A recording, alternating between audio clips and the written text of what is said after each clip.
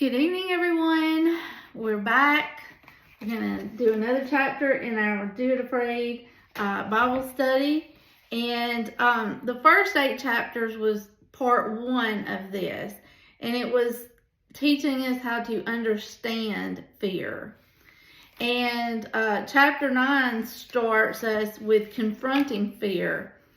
And it's a really great chapter. And the very first quote in it from Martin Luther King Jr. is one that I use all the time, because a lot of people ask me, how do you have faith in these challenging times? And I always say this quote: faith is taking the first step even when you don't see the whole staircase. We don't know how our day is going to go. We don't know how it's going to end. We don't know how our life is going to go or how it ends, but we do trust and have faith in God's plan and purpose for our lives, no matter what the day brings. And so that's what this chapter is talking about, taking one step at a time and not overwhelming ourselves. Because when we're overwhelmed, fear just knows how to come diving in at us. So let's get started. And it's the first question: are you trying to see the whole staircase in an area of your life? In other words, do you want God to show you everything about a certain situation before you're willing to begin to move forward? Yes, this I actually preached on yesterday. It was in part of that sermon. We would like to get that book of life out, and I've always said, I don't have to know about all the middle part, but I would really like to turn over and see how everything turns out at the end, and how I'm going to die, and all that kind of, and when, because it's kind of like, if I knew when it was going to end. Well, there's a reason that God doesn't show us all that, and it took me years to learn that. We would be so completely overwhelmed, and we wouldn't enjoy our lives, and He wants us to enjoy our lives. Even in the midst of storms of life, we're to find joy. And sometimes that's hard, but I'm learning to do that the older I get, and the more that I take the hand and follow God's guidance versus what I want to do and how I want it to end and happen. But He wants us to take that step out in faith, and so that's where I would like to have the answers. The next question is, how can you move ahead this week just a little bit, trusting God even though you cannot see as much as you would like to see? Well, there again, we don't know the future. He does. We need to get up each and every day and live it as if it's our last. And then if we get another day, we repeat and repeat and repeat until we wake up in heaven one day. And when you live your life that way, some of the small stuff you just stop sweating. And you look at how much time you've wasted in your life over ridiculous stuff that didn't even matter a week later or a day later, or sometimes even an hour later, but sometimes we've dwelled on them way too long. And I love what Coach Saban preaches, and I know that he's not always practicing it because he has admitted it, but he'll say, you celebrate or you mourn a victory or a loss for 24 hours, and then it's time to pick up and get over it. And that's how it is in life. We're all going to face trials. We're all going to face storms. We're all going to fail. And then we're also going to have times of great blessings. Every day is a blessing. And once we finally grasp that, life gets a lot better. But we have a very short window that we need to celebrate or mourn anything that happens, because life is very quick and it comes at us rapidly. And I've always heard that, and now more than ever, the days are long but the years are short, and that is so very true. And the doing it afraid part, The story was about a lady named Michelle who writes about flying as a young person and experiencing panic and having her eyes well up with tears and struggling to breathe. And she overcame it, but it was very difficult for her. And so the question Joyce asked us, have you ever had a fear manifest itself in a physical way? Name the fear and describe it, your reaction to it. I've talked exhaustingly about my fear of confronting my mother and standing up to her. And I still don't like having to do it, but now I do it because it's what the Lord calls me to do. Another one that I have is swimming, putting my head underwater. I can swim with my head above water, but I would never jump in voluntarily. I'm working on that, but I have so many other things that I want to accomplish. Doing that is just, it's down the list. It's quite a ways down the list. But I don't panic as bad anymore as I used to, because I do know deep down inside what to do if I fell in or was thrown in or in a duress situation in the water. I know how to survive. I just don't want to be put in that position. And if I am, I'll deal with it. But that's the one that I work on. The lady came to realize that God would not force her to face her fear of flying, but she needed to choose to take the first step toward her breakthrough. What is one step that you can take this week toward breaking through the power of fear that it has in your life? Well, one thing that I changed probably 5-6 years ago is waking up with a thankful, grateful attitude. No matter how I feel, thank God for another day. And that sets a tone. And so when you get up each day and you thank God, and another thing you need to do is ask Him for guidance and discernment, clarity over every decision you're going to make through the day.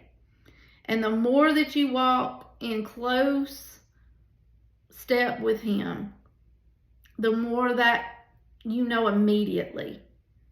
So that is something that everyone can practice. Fear-fighting truths. These are truths from chapter 9. Check the ones that you most need to believe and apply to your life. The first one is the best way to conquer fear is to focus on taking one step at a time instead of thinking about all the steps you need to take eventually. And anything that we start in our lives, whether it's when I started Weight Watchers and how much weight I needed to lose, or when I started training for half marathon, how much training, how much time, how many miles, all that kind of stuff. Everything that we do in a day, we can't get so focused on the end result. We just have to start at a starting point in one step, and then go to the next, and then go to the next, because you'll get completely overwhelmed and you'll just sit there and go. I hear that a lot when people come to my house and they see how organized I am and how clean it is. That's just something that I enjoy, first of all. A lot of people don't, but they want that structure in their house. Well, I'm like, you can't just pull out every drawer, every cabinet, closet, everything. You'd be so overwhelmed by the amount of stuff. It is unreal how much stuff that we accumulate. And as some of you know that follow me on Facebook, I have been doing a purge for the past 6 years in my home. And it is amazing how much stuff I can live without, and how much wasted money and time and effort that I did over those years. I tell them, pick one room or one closet in your house, start with one drawer, clean it out, throw away, organize, do whatever, and then go to the next, then go to the next, then go to the next room.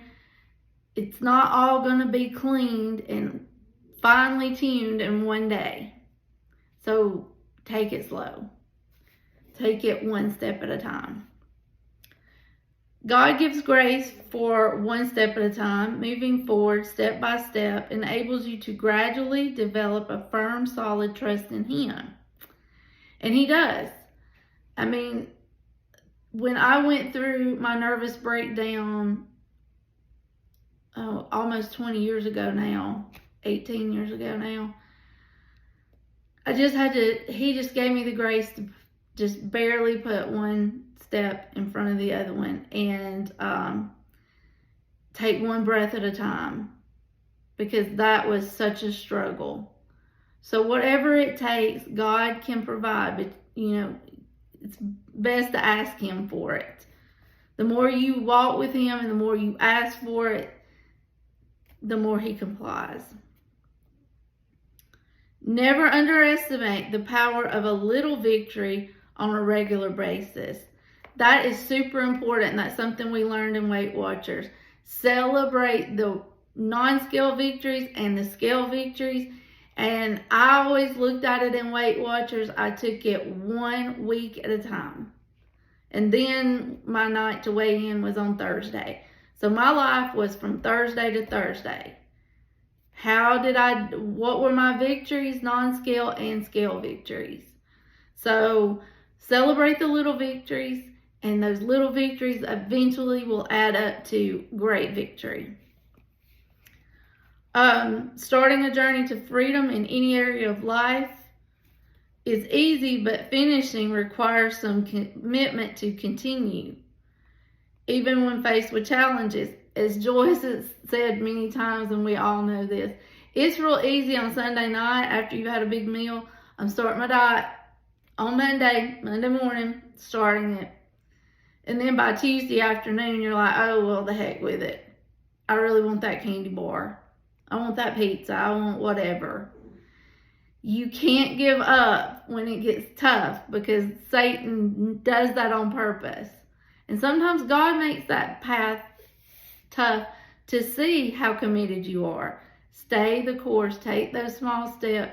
Don't beat yourself up if you have the candy bar, but don't go home and eat a big meal. Go for a walk. Becoming a victorious Christian is similar to succeeding in other ways. It requires time, energy, focus, dedication, and perseverance. The next one is freedom must be gained and then maintained. And that is so hard.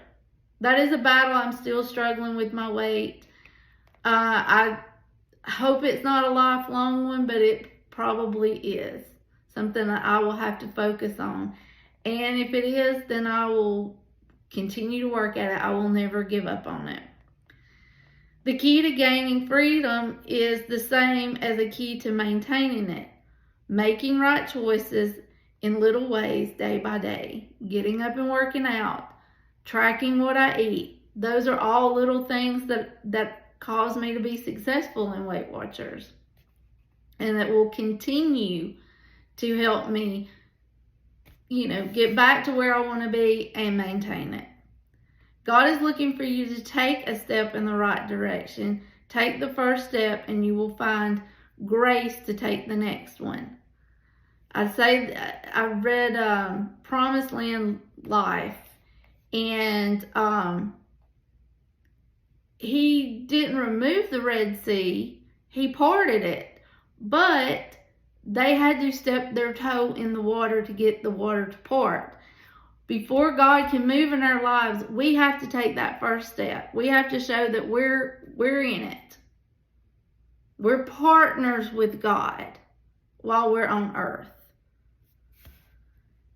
Don't put yourself on a schedule for your breakthrough. This sets up so many people, because you're like, I want to lose 10 pounds by the end of the month. I want to have this paid off by the end of the year.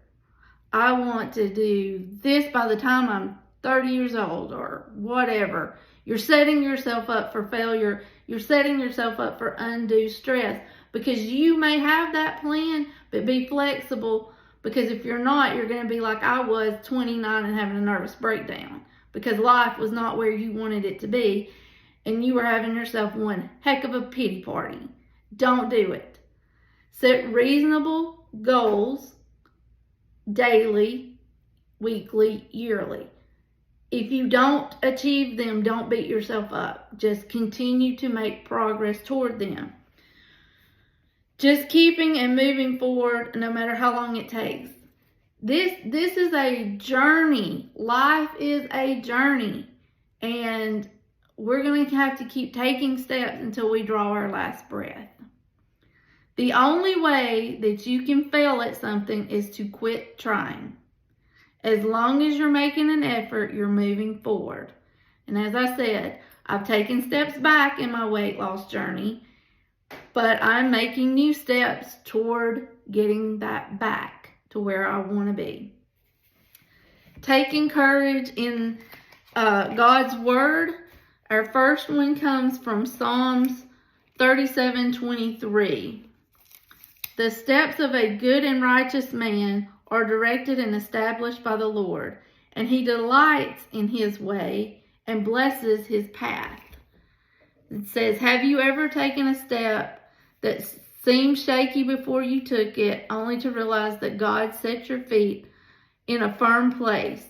What was the step, and how did you realize that it was solid and stable? Well, the first time I walked into a Weight Watchers meeting, Satan tried to talk me out of it every single way, because he knew if I ever took that step into the door, I would be successful, and that some of his power over me would be depleted. And the first time I went into therapy, Satan tried everything to keep me out of there, because he already had me in his clutches in my nervous breakdown, in my weakened state. But pursuing help through medication that I went to get, and then through therapy, was some of the best money I've ever spent, some of the best time I ever spent working on myself. And preaching the first time. Well, first of all, Satan put in all of those things I'd heard my whole life, that women can't be preachers. Who's going to listen to you? You don't have a theology degree. Why do you think that you're qualified? I am qualified because I have been anointed by God. He called me to it. He established my firm foundation. And when he told me, you preach, I'll give you the message. You have a phone, you have a Bible, you have Google. Do the research and preach my word. And that's what I've been doing for the past 3 years. So he established that firm foundation in my life, and he brought people in to encourage me. And so I highly recommend whatever he calls you to do, step out in faith, because he's already made the way for you. And in Deuteronomy 7:22,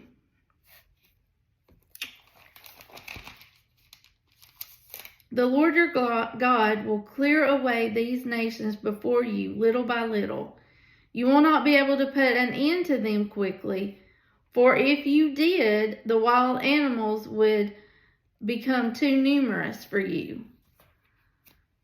So it asks, what can you learn about the journey to freedom from fear, or freedom in any area of your life, from this verse? Well, the old saying, you've got to crawl before you can walk. Babies don't just come out of the crib and start walking normally. So we have to learn to crawl. Or in our faith, we are baby Christians. We're not getting saved one day and preaching the word the next. That took 30 years. And a lot of mistakes and failures and all kinds of stuff. But it was preparing me. And he has to strengthen us step by step. That's why it's so crucial that we take things step by step, because he's teaching us and strengthening us for bigger tests in the future. And in John 8:32, well, 30, depending on the version of the Bible you read, Jesus says in John 8:31, it says, "So God was saying to the Jews who had believed him, if you abide in my word, continually obeying my teaching and living in accordance with them, then you are truly my disciples." In verse 32, "And you will know the truth regarding salvation, and the truth will set you free from the penalty of sin." So as it said, John 8:31, to hold or abide in his word, his teaching, which carries the same meaning as continue in it. What is God's promise for those who continue in it according to John 32? Well, when we're abiding in it, like it says, we're continuing, we're growing, we're maturing spiritually. And in John 8:32, when we become Christians, we are set free from sin. But a lot of times, just because we're new Christians and we're made new, Satan's going to use our past to try to drag us back down. And if you don't change your environment, you're going to go back to your sinful ways. So we have to grow and mature, and then we are truly set free from condemnation of sin.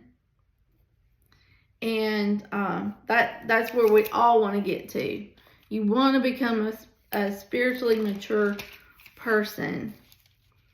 In Galatians 4:2-6, be persistent and devoted to prayer, being alert and focused in your prayer life with an attitude of thanksgiving. And I told you that. Start every morning and end every day thanking God. The more thankful we are, the more he will bless us. And it's showing him that we are maturing spiritually. At the same time, verse 3 says, pray for us too, that God will open a door of opportunity to us for the word to proclaim the mystery of Christ, for which I have been imprisoned. Verse 4, that I may make it clear and speak boldly and unfold the mystery in a way that I should. Verse 5, conduct yourself with wisdom in your interaction with others, non-believers. Make the most of each opportunity, treating it as something precious. Verse 6, let your speech at all times be gracious and pleasant, seasoned with salt, so that you know how to answer each one of those questions. When non-believers question you as to why do you believe the way that you do, or why do you do this, why do you do that, even if they make fun of you for it, or whatever they do, attack you. Trust me, I get attacked a lot on social media. I pray for those because they're lost. They don't know the word. They don't have that firm foundation. So they want to know why we're not all to pieces and shaken when the storms of life come. And even though we may suffer, we do know where our power comes from and where our future comes from. And that is as our love and confidence and promises of Christ. So, also we must go out into the world and practice what we preach. The biggest thing and biggest mistake Christians make, especially in the world today, is you're hypocrites. I work very hard every day to not be a hypocrite, because that will turn people away from God quicker than anything. Why would I want to be like them if they're acting that way? They're gossiping, they're drinking, they're having affairs, they're not living their life as they should. Why should I want to be like them? That's why it's so crucial that we practice what we preach. And in 2 Timothy 13:14, no, 2 Timothy 3:14. Forgive me, my eyes are tired. I've been at work all day looking at tiny print. 2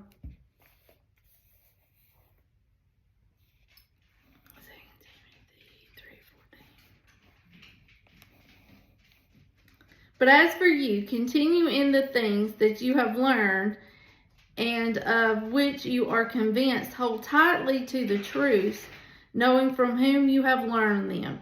We've learned the truth from reading the Bible, knowing what Jesus did on the cross and all of his promises and, what everything that's written in here.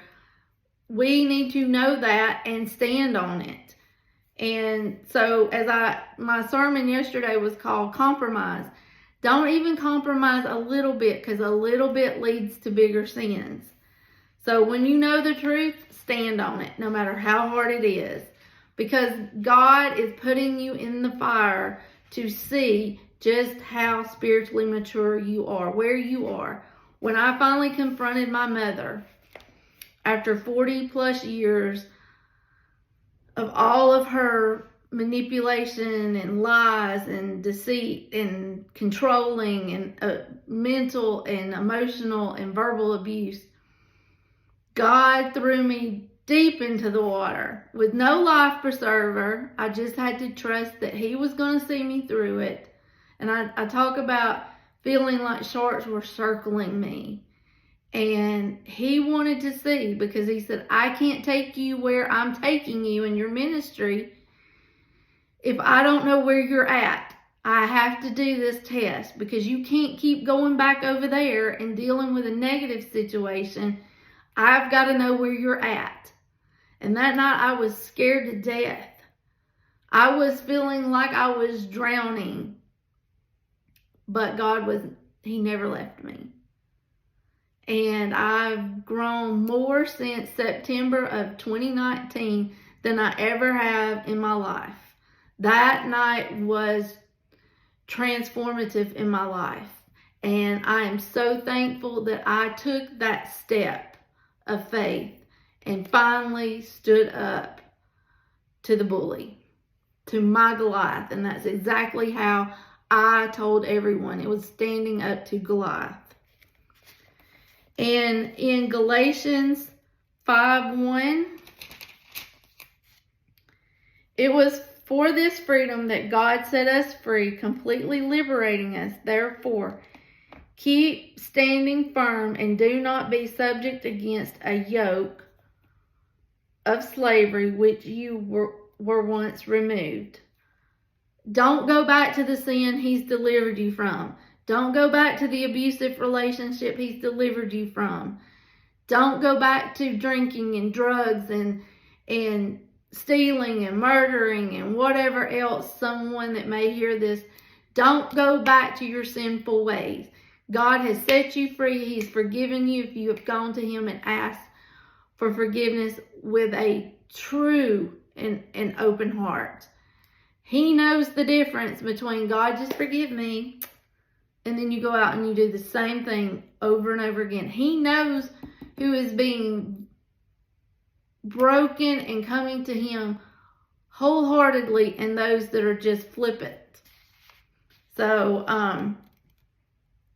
he has built us in Christ on a firm foundation, just like a home is built. You wouldn't build a house on sand or just on dirt without cement. If you do, you're stupid. I'm sorry. Because it's going to get washed away. It's going to erode. It's going to fall apart. Our firm foundation is in Christ and his promises and what he did for us on the cross. So be rooted. So when life storms comes for us, like it did in September of 2019 to me, I was scared. I had fear. I was crying, emotional, tired. But my roots were so deep and they went even deeper since then. And that is what God wants from us. And He is never going to let us drown when we are deeply rooted in Him. The next section is moving forward in freedom. As you read Do It Afraid, what specific fear comes to mind that you would like to conquer? If you feel hesitant or overwhelmed, take a step. And how can you do that afraid? Well, there again, I have taken steps, taking swimming lessons in my life, and I've actually accidentally slipped in a pool. So I know that I can do better and feel more confident and comfortable, but whatever it is that you're hesitant about, whether it's getting on an airplane, one of my best friends, she flew for the first time at 51 or 2 over the weekend, and she was so fearful, but I told her, I said, just relax, and you'll love it. And she did. And she's like, now it opens a whole new world up for her. It can do the same for you. How has fear controlled aspects of your life? Standing up to bullies has always paralyzed me because I don't want to hurt people's feelings. I don't want to be made fun of. I don't want to be even more punished, because anytime I did stand up to my mother, it was like she piled it on even more. Till you get so strong and confident that you no longer care the outcome, you just stand up to your fear, which I did that night in September of 19. You kind of sometimes have to get to a point where you're just fed up with being fearful, that you're like, the heck with it. Whatever happens, happens. But I am not going to spend one more moment being fearful and just taking it as it comes. Taking it on the cheek, as they would say. So, confront it head on. Bullies especially, they will back down. That's all they are, is mouth. That's all my mother's ever been. But because she was my mother, I had a respect for her and a fear that she instilled in me from birth. But once I stood up to her, all she had was her mouth. All she had was attacks and lies. Well, I know who I am in Christ. I know what I've done in my life. If the world wants to believe her, so be it. If the world wants to believe me, so be it. I'm going to walk this out however God leads me. And whoever goes with me, great. Whoever doesn't, that's fine. Because at the end, we're going to be walking possibly alone in our journey or with very few people. So you need to learn to be okay with being by yourself. And being an only child, that's, not... I like people. I like being with people, but I'm okay when I'm not. So you might want to learn to enjoy being with your own mind and your own self and being happy, because at the end of the day, it's just us at the end. And then we'll enter heaven, and all of our loved ones that's gone on before us, and they'll be there, and heaven's got a really good PR campaign. That's all I can say. So that's where I want to be. I want to be where it's great. And I want to live my life on earth great. So I'm eliminating anything that steals my joy. And it says, according to the first section of chapter 9, what is a better way to pray than simply asking God to take away the fear? God doesn't always take it away. He doesn't always just fix it for us. Sometimes we just have to have the courage to walk through it, and He's there with you, and He's on the other side. That's the great part about God. And say, God, just help me get through it. Guide me. Give me knowledge or discernment over what I'm supposed to do. And He will. I can attest to that. I'm not telling you anything that I haven't walked through in my own life. I would never do that to you. Why is the idea of continuing so vital to breaking free from fear and to pursue any other breakthrough you may need? Well, as it said in chapter 9, it is a lifetime commitment, because Satan knows that you had a fear of that in the past. You think he's not going to bring it up every time you're about to go swimming or confront someone or get on a plane like the lady in the story or whatever it is? He's going to be there. He's going to bring it up. So we need to continue. It is vital. And the more we do it, it leads to strength.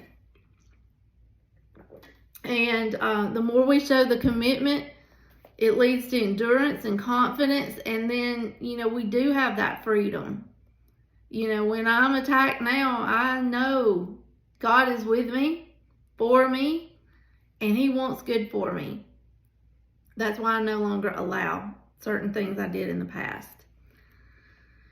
Fill in the blanks in these sentences from the second to last paragraph in the section titled Continue. Paul was well aware that freedom first had to be, the first word, gained. Freedom had to be gained and then maintained. We must gain it and maintain it. He knew it was not a one-time event, but a lifetime commitment of continuing to do what is right day after day. Why is thinking about the entire journey all at once discouraging? Why is it better to think of it one step at a time? We talked about this in the beginning. We'll just get completely overwhelmed and we won't move forward. We won't move back. We'll just be stagnant. And God, He was never stagnant. He was constantly moving.